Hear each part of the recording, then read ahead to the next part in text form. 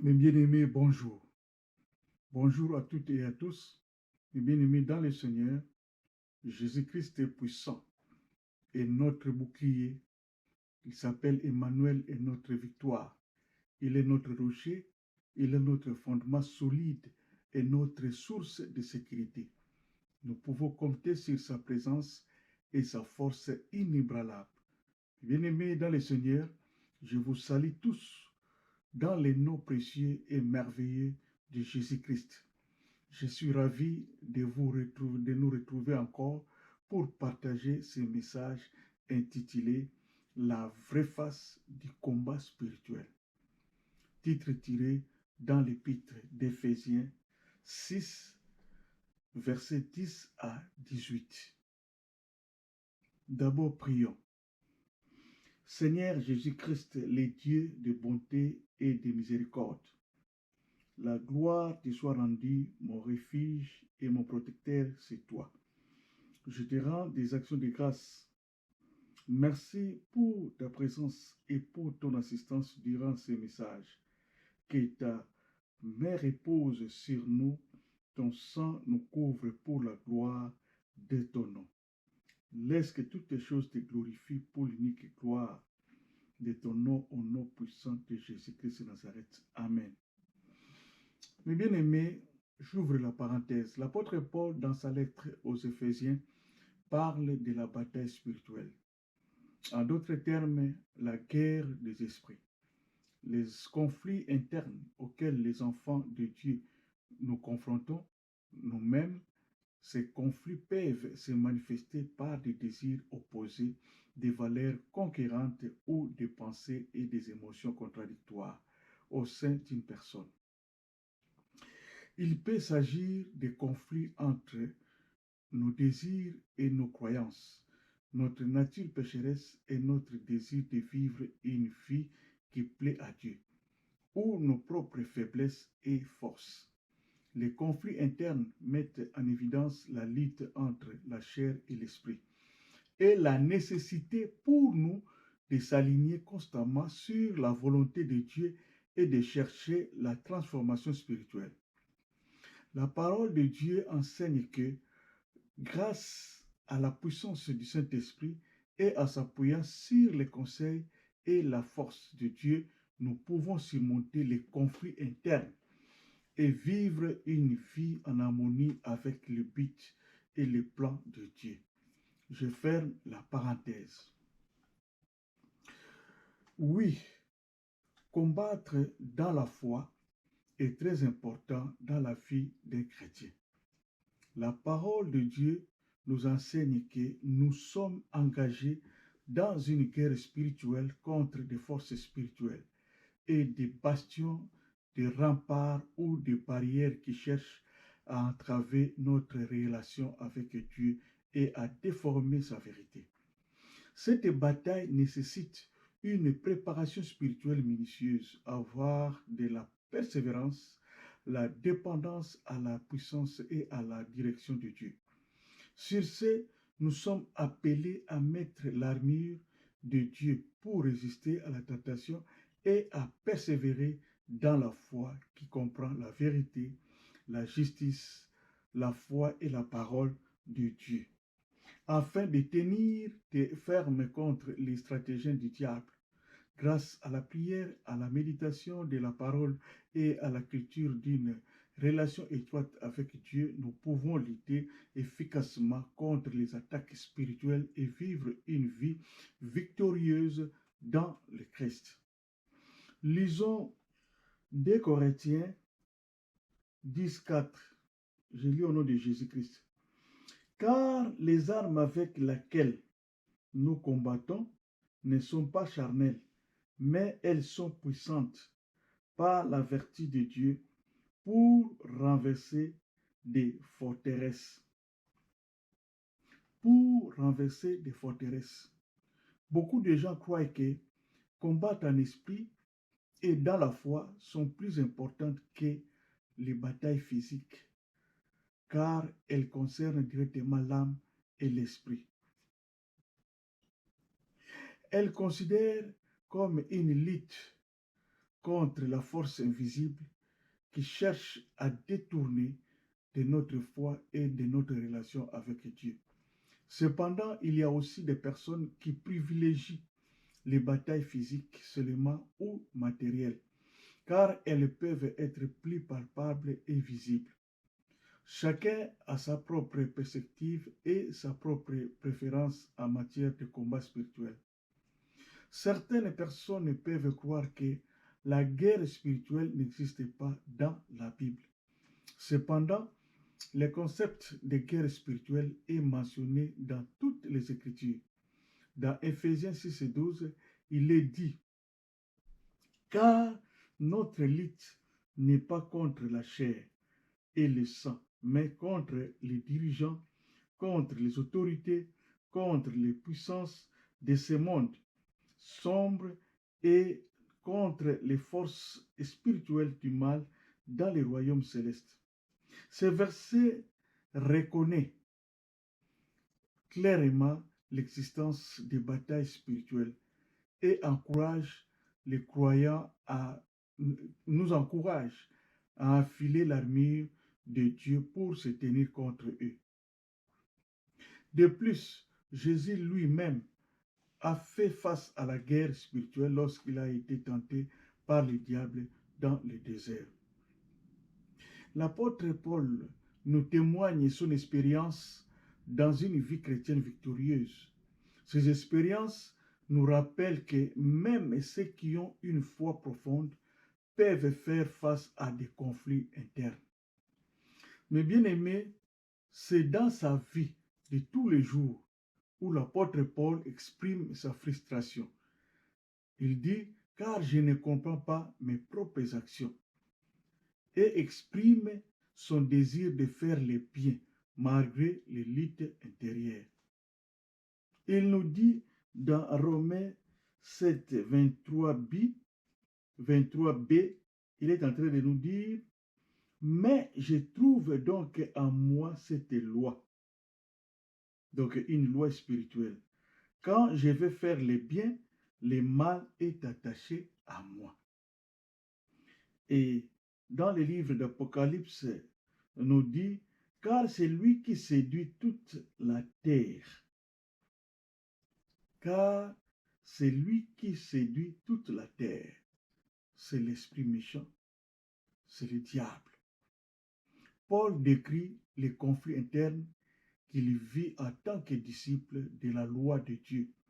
Il reconnaît qu'il a le désir de faire ce qui est bon, mais il reconnaît que le mal est toujours présent, peut-être sous la forme d'une tentation ou d'une inclination au péché. Ces versets reflètent la condition humaine et la lutte en cours à laquelle nous sommes confrontés dans notre vie de tous les jours. Il met l'accent sur l'expérience universelle de lutter avec notre propre nature pécheresse, malgré nos efforts pour nous aligner sur la volonté de Dieu. Les paroles de Paul servent de rappel que même lorsque nous avons de bonnes intentions et un désir de faire ce qui est juste, la présence du mal peut encore être trouvée en nous. Il souligne les besoins continus de s'appuyer sur la grâce, le pardon et le pouvoir transformateur de Dieu pour naviguer dans cette bataille interne et mener une vie qui lui plaît. Lisons 1 Jean, chapitre 5, verset 19, est en train de nous dire, je lis au nom de Jésus, nous savons que nous sommes de Dieu et que le monde entier est sous la puissance du malin. Ces versets nous encouragent à rester fermes et fidèles dans notre identité en tant qu'enfants de Dieu et à être vigilants dans notre foi, en reconnaissant la dynamique spirituelle en jeu dans le monde qui nous entoure. Il rôde aussi comme un lion rugissant. Il cherche à tromper, à tenter et à attaquer des individus qui sont spirituellement faibles ou qui ne sont pas vigilants dans leur foi. Le roi David a trouvé aussi cette loi en disant je suis né dans l'iniquité et ma mère m'a conçu dans le péché. Mais tu veux que la vérité, donc la vérité c'est Jésus-Christ, soit au fond du cœur, que Jésus-Christ prenne place dans nos cœurs, que nous soyons aussi irréprochables et purs. Soyons des enfants de Dieu irrépréhensibles. Ça, c'est l'apôtre Paul. Au milieu d'une génération perverse et corrompue, ne soyons pas un sujet de blâme ou de critique devant les autres. Qu'on ne nous trouve pas dans les mal. Mais bien aimés, dans le Seigneur, je veux souligner une chose. L'homme qui n'a pas l'Esprit de Dieu est dominé par le mal. Vous allez voir d'autres personnes qui prient, mais dans des problèmes sérieux, ils consultent les voyants. Mais bien aimés dans le Seigneur, dans les luttes intérieures, ces deux esprits sont comme les deux poids sur une balance. Pour nous, les chrétiens, si tu pries beaucoup, le Saint-Esprit étouffe les œuvres de la chair. Si tu abandonnes la prière, c'est les œuvres de la chair qui dominent, qui se manifestent. Vous allez voir que ton ancienne habitude commence à reprendre, à revivre encore. L'apôtre Paul nous dit, tu ne seras pas couronné si tu n'as pas combattu suivant les règles. C'est dans 2 Timothée, chapitre 2, verset 5. Donc, l'utilité de ces règles, vous pouvez lire ça à la maison. L'utilité de ces règles sont pour préserver la valeur fondamentale d'équité, c'est-à-dire donner la couronne à celui qui la mérite. La parole de Dieu nous enseigne que la croissance et l'avancement spirituel impliquent souvent des luttes et des défis personnels.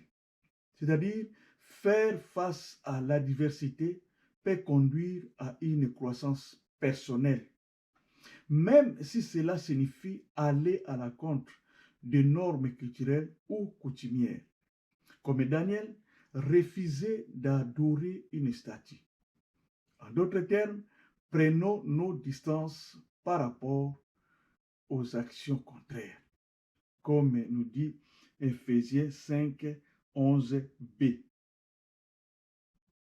Suivant l'instruction de Dieu, il est écrit dans Exode 23, 2, je lis au nom de Jésus, « Tu ne suivras pas les multitudes, ni un groupe de gens, et ne nous laissons pour faire le mal. »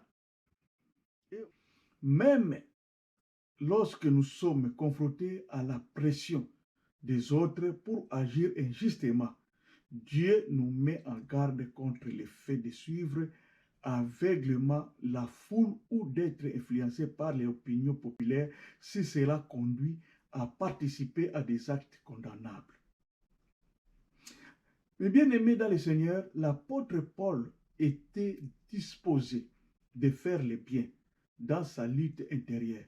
Il commence à avoir une forte envie de traiter les autres avec respect, aider ceux qui sont dans les besoins, faire preuve d'empathie, pratiquer le pardon, d'être honnête et aimable. Combien de fois, à la place de paix, mes bien-aimés, nous amenions les querelles, les jalousies, les aminosités, les disputes, les divisions, les commérages. À la place d'amour, nous amenions les ressentiments, les mépris, les malveillances, malignité, négligence, objection, répugnance, répulsion, beaucoup, etc., etc. Beaucoup de personnes croient que les combats spirituels n'existent pas. Les gens ont des croyances philosophiques différentes basées sur un raisonnement logique qui ne mettent pas l'accent ou ne reconnaissent pas les concepts des conflits spirituels intérieurs. Colossiens 2:8, je lis au nom de Jésus. Prenons garde à la philosophie. Prenons garde à la philosophie. Ça, c'est dans Colossiens 2, verset 8. Nous considérons les défis et les difficultés de la vie que nous rencontrons dans la vie comme étant principalement de nature externe, sociale ou philosophique ou psychologique. Si nous voyons ce que les autres font sont mauvais, ne les accompagne pas. Tenons ferme à notre conviction. Même lorsque nous sommes tentés par la pression des pairs, un combattant n'est pas influencé. L'apôtre Paul a fait une rétrospection de son passé. Il dit, nous tous aussi nous étions de leur nombre, où nous vivions autrefois selon les convoitises de notre chair, accomplissant les volontés de la chair et de nos pensées. Et nous étions par nature des enfants de colère comme les autres. Donc des personnes qui incarnent la colère comme caractère dominant. Mes bien-aimés dans le Seigneur, pendant que l'élite intérieure résonne, donc Ezako ganga katikati na yo, c'est-à-dire tu attends en toi deux petites voix douces en opposition. L'une des voix fait, il te dit fais ça, et l'autre te dit ne le fais pas. Les puissances à conflit, mes bien-aimés, sont des puissances à conflit, les deux voix-là. Dans la vie chrétienne, chacun de nous a constaté yango ke akomona l'air moko avandi azali seul. Il est en train maintenant d'écouter, on dirait, deux personnes à l'intérieur de lui qui est en train de lui parler. Baza kolobanaye. Mais bien aimé, qui te parle? Qui te parle? Pourquoi tu ris? Et parfois, tu es en colère, seul. Ovandi place a yomoko, oza koseka. Ozo seka na nani? Nani azo sekisa yo? Ovandi place a yomoko, osiliki. Yo siliki na nani? Nani a solo, nani a fingi yo? Nani a rejete yo? Nani a lobi na yo mabe, ozo silika. Oza yomoko, mutu muta ozo loba na yo. Yango wana oyo tozo kolobela lelo. Oyo apôtre Paul azoba na biso ke bitumba kati na biso. C'est ça. Les conflits internes et intérieurs. Oyo tozo lobela lelo. Si les conflits intérieurs résonnent, soki conflit wana na kati na biso et gangi, et bien aimé, affecte nos esprits.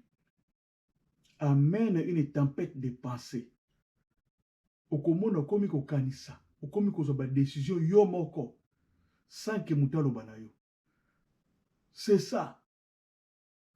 Nous avons des intentions, des ambitions contradictoires et d'agitation qui troublent parfois notre équilibre. Parfois tu parles et tu ris seul en cours de route. Nous avons beaucoup constaté ça. Ozoko silika yo moko. Otomboki mutu azate kaka yo moko kaka. Nanzelo zo kendo zo seka. Ozo beta maboko, ozo ba décision. Ozoko loba yo moko vraiment bato ba yebi ngai te. Ngai penza soki na siliki awa. Mais bango ba komona. Mais ozoko loba na nani? Ozoko silika contre qui? L'élite intérieure nous invite parfois à faire des choix difficiles. Quand nous avons ma décision wana. Mais il y a d'autres voix qui est en train de te dire que tika makambo wana, vanda calme. Mais tous les deux voix wana basoko lobana yo, ozoye bate nini yo kopona. Nani oyo, voini ni yoko kiko soa, voini ni yoko kiko tika, ozoye bate. Ça, c'est une période que nous entrons dans la détresse. C'est la période la plus délicate et complexe du combat spirituel. Parfois, avons des maux de tête, changement d'appétit, troubles de sommeil. Même si on pose là la terre à cause de ça. Parfois, tu es triste. Parfois, tu es irrité, en colère, agitation. Cela peut également causer aussi des difficultés de concentration, des pensées, des courses, des sentiments, des dépassements ou un sentiment de désespoir ou de puissance. Cela peut entraîner des manques d'appétit et manque de sommeil. On va dire que ça la même insomnie et le retrait des activités et des relations sociales. Au commun isolé. Au lieu qu'on vende suna batute, au lieu qu'on ait moko boke qu'on venda. Mais osa yo moko. Qui influence ton esprit? Qui te parle? Pourquoi tu es en colère? Pourquoi tu es isolé? Il faut toujours, mes bien-aimés, dans des cas pareils, il faut toujours associer Dieu.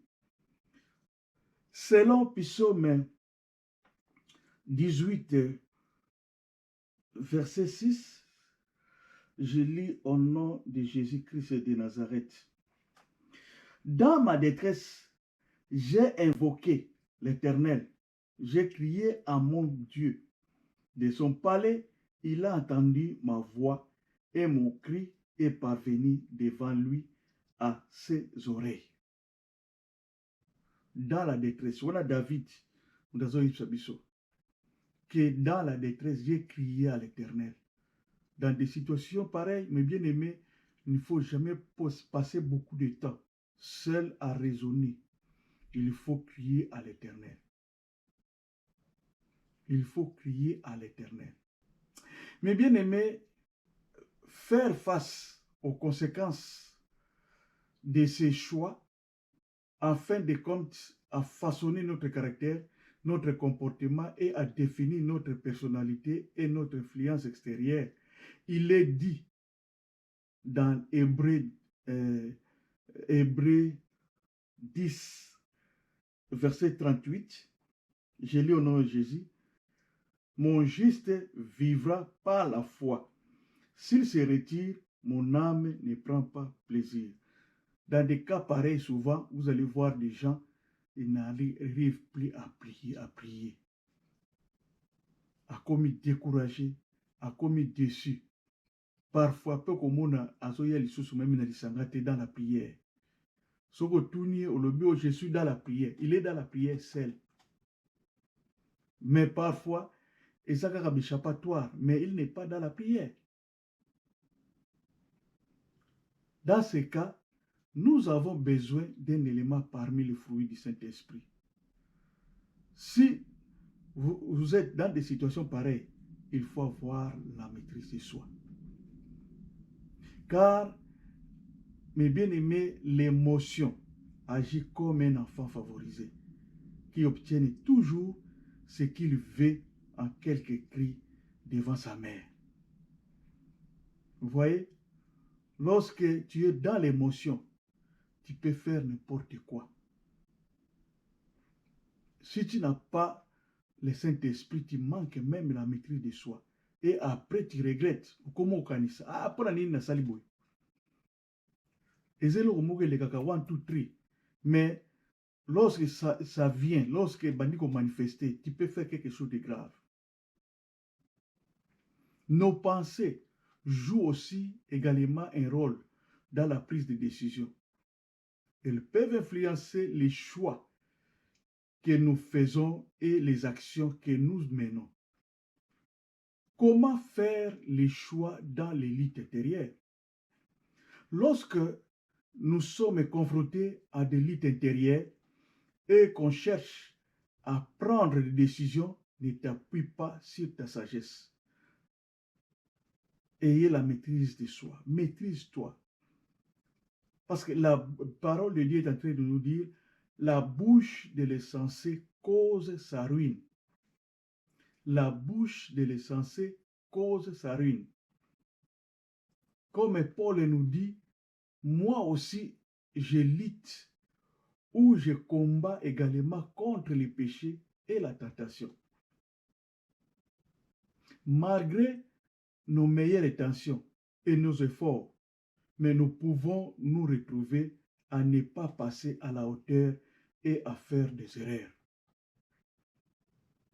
Mais bien aimé, la connaissance, la reconnaissance par Paul de ses faiblesses, de faire une introspection, c'est-à-dire exploration interne de notre propre esprit, de nos pensées, de nos émotions et de nos motivations, et une rétrospection.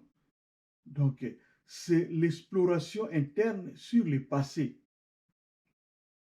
implique d'être conscient de nos lacunes, de nos limites et de nos imperfections, afin que la puissance de Christ repose sur nous. Ce n'est qu'en reconnaissant notre fragilité et en acceptant humblement notre dépendance envers Dieu que nous pouvons trouver force et rédemption. Une question nous est posée. Est-ce que jusqu'à présent, tu reconnais tes faiblesses et tes limites au moment de la tribulation? Avoir la conscience de soi sous la lumière de la parole de Dieu, la méditation biblique nous offre la possibilité d'avancer très loin sur notre chemin spirituel. Nous permet de s'humilier devant Dieu et de s'appuyer sur sa force plutôt que sur notre propre capacité. Lorsque nous avons une compréhension profonde de nous-mêmes, nous devenons plus conscients de nos erreurs et de notre besoin de conseil et de grâce d'une puissance supérieure.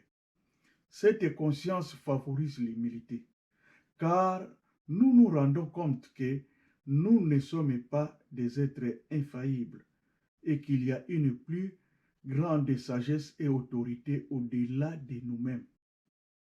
En reconnaissant nos propres lacunes et limites, nous sommes en mesure d'approcher Dieu avec un sentiment d'humilité et d'adoration. Paul savait que les pensées d'une personne déterminent qui est cette personne, ses attitudes et comment elle agit envers les autres. Lisons 1 Timothée 6, verset 12. Combat les bons combats de la foi, saisis la vie éternelle à laquelle tu as été appelé. La parole de Dieu. Paul nous exhorte à persévérer dans notre foi et à s'engager activement dans les combats spirituels. Parce que nous faisons face à des défis et à l'opposition. Qu'est-ce que signifie combattre les bons combats de la foi dans la Bible? Pourquoi est-il vital de combattre les bons combats de la foi? Comment combattre les bons combats de la foi? Mes bien-aimés dans le Seigneur, les bons combats de la foi peut être défini comme la lutte et la confrontation en cours entre les forces du bien et du mal dans les domaines de la spiritualité. Il englobe les défis, les obstacles et les tentations auxquelles nous sommes confrontés dans notre poursuite d'une croyance profonde et inébranlable à un pouvoir supérieur ou une vérité divine. S'il n'y a pas la foi dans les combats, il n'y aura pas la persévérance. Il n'y aura pas la détermination. Donc, tu ne peux pas te maintenir. La foi dans les combats te permettra de gérer le stress et l'agitation, de voir au-delà des circonstances immédiates. Mais bien aimés, nous sommes appelés à rester fermes et fidèles. Croyons fermement à l'existence du combat spirituel tel que décrit la Bible. Nous sommes convaincus qu'il existe un royaume invisible où les forces spirituelles s'engagent dans une bataille constante pour les âmes humaines. Sur ce, nous avons besoin de la prière, de la foi et les besoins aussi des armures spirituelles. Donc les 7 armures spirituelles pour se protéger contre ces attaques spirituelles. Mais bien aimés, la plupart du temps, nous avons été spirituellement aveugles. Lorsqu'on nous dit nous sommes en guerre, vous répliquez souvent quelle guerre? Lorsqu'on parle des démons, quel démon? L'apôtre Pierre nous dit votre adversaire, le diable, rôde comme un lion rugissant, cherchant quelqu'un à dévorer. C'est dans 1 Pierre 5, verset 8. Donc, il symbolise la nature implacable et prédatrice des forces maléfiques qui cherchent à nuire et à corrompre les individus spirituellement, émotionnellement ou moralement. Il sert d'avertissement pour rester vigilant et résister aux tentations qui peuvent nous entraîner des conséquences négatives. Et d'autre part, il y a aussi les loups crieurs à la peau de brebis dans la bergerie, donc au milieu de nous. C'est dans Actes chapitre 20 et 29, Jean disait 12. Lui ne rôde pas, mais il est parmi nous. Donc la présence du loup dans la bergerie, c'est un danger permanent. Sa mission est de nuire, de disperser et de dévorer les moutons, donc les brebis. Ceux qui cherchent à tromper, manipuler ou perturber l'unité et le bien-être du groupe ou du ministère. Ces versets, mes bien-aimés, nous exhortent à être vigilants et à se défendre contre de telles influences néfastes. Pierre nous dit, les lions sont mortels. Les lions tuent et détruisent. Les lions mangent toutes les proies qu'ils peuvent tuer. Que nous dit Pierre? Résistez-lui, ferme dans votre foi. Dans 1 Pierre, verset 5, chapitre 5, verset 9a. Nous avons le pouvoir de lui résister et de lui tenir tête. Nous n'avons pas à courir. L'apôtre Jacques est en train de nous dire, soumettez-vous à Dieu, résistez au diable et il fuira loin de vous. Combat les bons combats de la foi et saisis la vie éternelle. Saisis la vie éternelle, c'est la période où nous spermatons le bonheur et l'épanouissement divin, où l'on ressent un profond sentiment de satisfaction, de paix et d'accomplissement à travers notre relation avec Dieu. Dans nos foyers, nous commençons à vivre une nouvelle vie. Nos maris commencent à doser un peu leurs autorités maritales.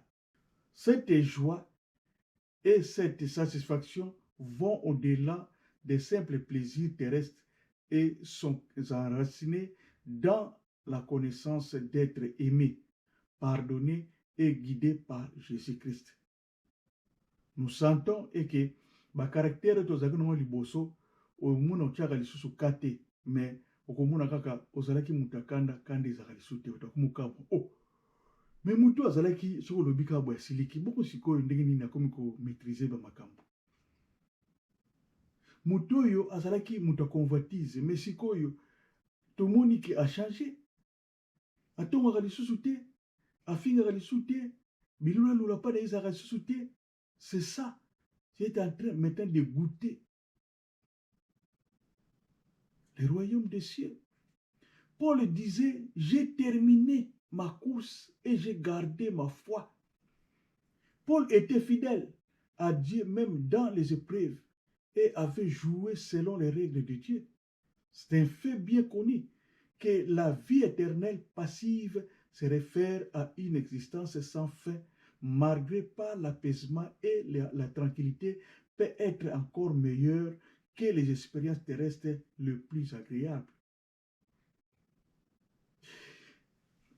Si nous lisons 1 Corinthiens 9, 26 à 27, nous pouvons lire ça, mais vous voulez continuer ça à la maison. 1 Corinthiens chapitre 3, verset 13 b. Moi donc, je cours non pas comme à l'aventure. Je frappe non pas comme battant l'air, mais je traite durement mon corps et je le tiens assujetti, de peur d'être moi-même rejeté après avoir prêché aux autres. Mes bien-aimés, battant l'air lorsque tu ne combats pas dans la foi, c'est battant l'air. Tu peux manquer les cibles. Je frappe, Paul disait, je frappe, non pas comme battant l'air. L'apôtre Paul dit, de peur d'être moi-même rejeté. C'est l'apôtre Paul ne voulait pas dire qu'il craignait de perdre son salut, parce que le feu éprouvera ce qu'est l'œuvre de chacun. Que chacun prenne garde à la manière dont il bâtit dessus. Car personne ne peut poser un autre fondement que celui qui a été posé, savoir Jésus-Christ. Il est important de noter lorsque nous combattons, nous aurons aussi besoin de nous protéger afin de résister aux attaques de l'ennemi. Mais comment? En cherchant continuellement les conseils de Dieu et en s'appuyant sur sa force, nous pouvons s'efforcer de porter la ceinture, mes bien-aimés. Nous sommes obligés de porter la vérité comme ceinture dans notre vie quotidiennement. Comment savoir que nous avons la vérité pour ceinture? Nous pouvons le savoir en examinant nos propres actions, croyances et attitudes. Si nous sommes cohérents et si nous ne lâchons pas, quelles que soient les circonstances ou les influences externes, la cohérence est importante pour conduire une relation forte avec Dieu et pour vivre une vie qui reflète son image et sa volonté. Un exemple, Jésus lui répondit à un disciple, à des disciples, quiconque met la main à la charrie et regarde en arrière n'est pas propre au royaume de Dieu. Job disait, ne t'inquiète pas, tu seras à l'abri. C'est dans Hébreux 6 et Job 5:18. L'histoire de Joseph montre comment il est resté cohérent et fidèle à ses croyances et à ses valeurs tout au long de sa vie, malgré se confronter à de divers défis et tentations. Par exemple, lorsqu'il a été vendu en esclave par ses frères et qu'il a ensuite été tenté par les femmes de Potiphar, Joseph a refusé de céder à ses avances, restant attaché à ses principes moraux. Si nous sommes honnêtes, donc il ne faut pas être infidèle ou hypocrite. Un chrétien avec la vérité comme ceinture donnera la priorité à l'honnêteté dans tous les aspects de sa vie. Pour être honnête, c'est incarner une qualité donc la plus grande intégrité et de la plus grande sincérité dans ses pensées, ses mots et ses actions. Un exemple de Zachée. Dans l'évangile de Luc, il est décrit comme un principal percepteur d'impôts qui était riche, mais méprisé par le peuple en raison de ses pratiques malhonnêtes. Il s'est rendu compte de l'erreur et de ses voies, a déclaré publiquement son intention de se repentir et de réparer sa malhonnêteté. Cette prise de conscience l'a motivé à prendre ses mesures immédiates et à démontrer son engagement avec une vie juste.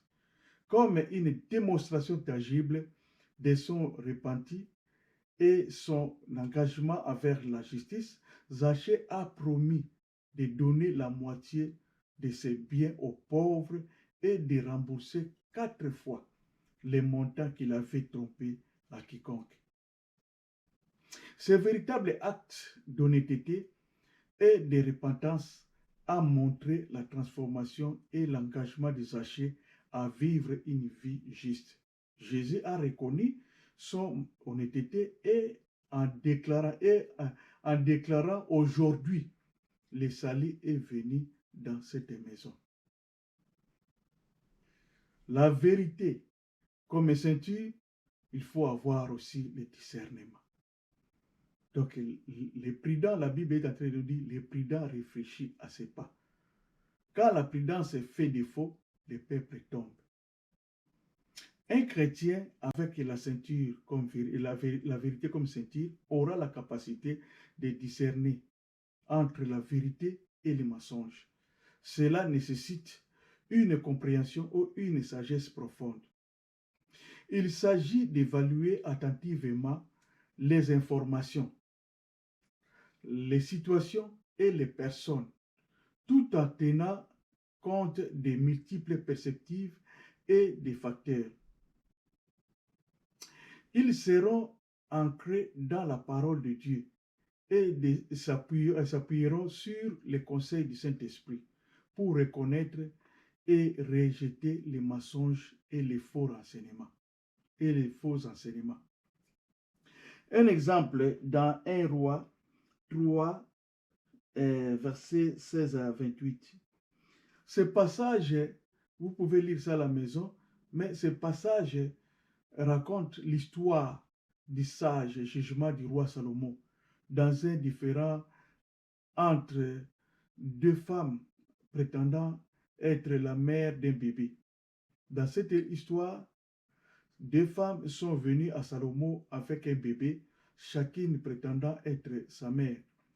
Salomon chercha à discerner la vérité, a suggéré de couper le bébé en deux et de donner à chaque femme la moitié. La vraie mère a immédiatement supplié Salomon d'épargner la vie du bébé et de la donner à l'autre femme. L'autre femme a accepté la proposition de Salomon. Salomon, reconnaissant l'amour des intéressés et la préoccupation de la vraie mère pour l'enfant, a conclu qu'elle devait être la vraie mère. Il a décidé de lui donner le bébé, montrant son discernement et sa capacité à percevoir la vérité sous-jacente dans une situation difficile. Mais bien aimé, dans des situations difficiles, il faut que nous discernions. Faites discerner bako sosola na bamba situation oyo ezali ya makasi oyo eyelaka biso. Donc il faut toyeba kososola. So tososoli te, tokokwea toujours kati na mbeba. Kozala na ceinture, kozala na vérité comme ceinture, c'est être humble, kozala komikitisa. Il ne faut pas être arrogant ou rude. L'humilité est souvent associée à des qualités telles que la modestie, la douceur et un manque d'arrogance. Être arrogant signifie avoir un sens excessif ou exagéré de ta propre importance, de ta supériorité ou de tes capacités. Il s'agit d'afficher une attitude hautaine ou trop confiante, souvent accompagnée d'un mépris ou d'une dépréciation des autres. Il faut être aussi responsable. Donc, être responsable, c'est-à-dire être conscient, assumer la responsabilité de ses actions, des décisions et ses obligations. Cela implique de reconnaître les conséquences de ses choix et de ses comportements. Ça, c'est la responsabilité, à la fois positive ou négative.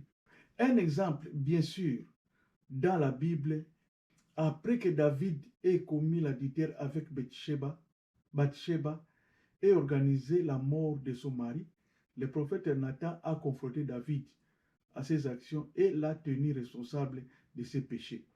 Cette histoire montre l'importance d'assumer la responsabilité de nos actions, de reconnaître ses erreurs, donc nos erreurs, et de chercher le pardon et la réconciliation. En dépit du fait que nous combattons, mes bien-aimés, nous pouvons dire un chrétien qui n'a pas la vérité, c'est comme quelqu'un qui porte un pantalon qui n'a pas de ceinture. Oyo tomonaka bato mosusu na nzela bazotambola pantalon ekita, donc pantalon chaque fois il faut asimbaka pantalon na loboko, pantalon ezokita. Eza déjà signe que soki omoni kaka moto ya ndenge wana c'est kozanga bosolo, kozanga bosolo kati na ye, yango wana pantalon eza kokita. Parce que soki ozali na bosolo sentire ekozala ekosere yo katikati na loketo, donc na hanche na yo sentire ekosere yo makasi. Mais soki na kati ya bosolo wana ozali kozanga te eloko moko ta mibale, okoremarke ke pantalon na yo mpe ekomi kodesere. Donc lorsque tu manques par exemple la responsabilité, l'honnêteté, tu vas constater que la ceinture commence maintenant à se desserrer et les pantalons commencent à descendre.